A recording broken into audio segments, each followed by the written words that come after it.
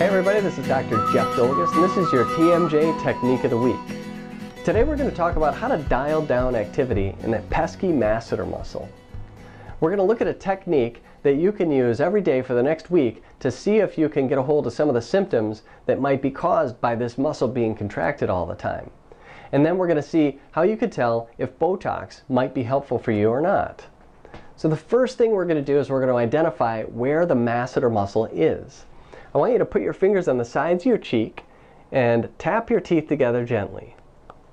And when you tap them together, you might notice that your fingers move outward like mine just did. That's because the muscle underneath the fingers, which is the masseter, is contracting. It swells and becomes rigid when you clench your teeth together, and then when it lets go, it softens and your fingers will fall back in. So it looks like this. If your masseter muscles are not contracting at all, or if one side is contracting and the other's not, then there's some kind of an underlying imbalance or inhibition or atrophy that's happening, and Botox might not be the best choice for you right now, and I would recommend that you have a comprehensive TMJ examination to find out what other factors might be involved.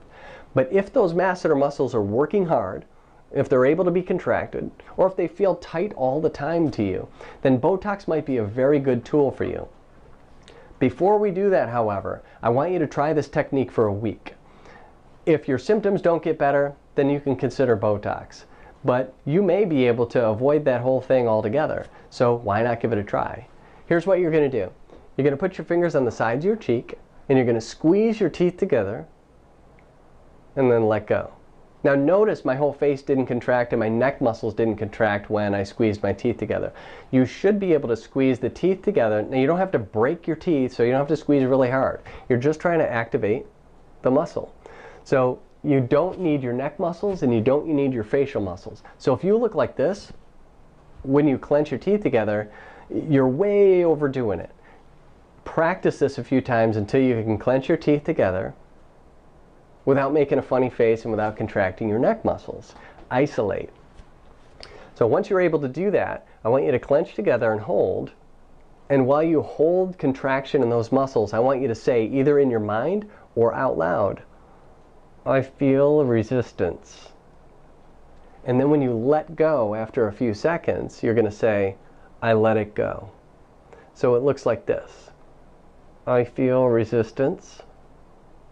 I let it go. I feel resistance. I let it go. I feel resistance. I let it go.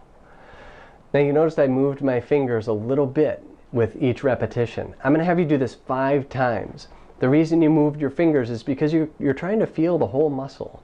You want to get to know this muscle and get to know what it feels like when it's contracted and what it feels like when it's relaxed. You want the muscle to spend most of its waking moments in a relaxed state.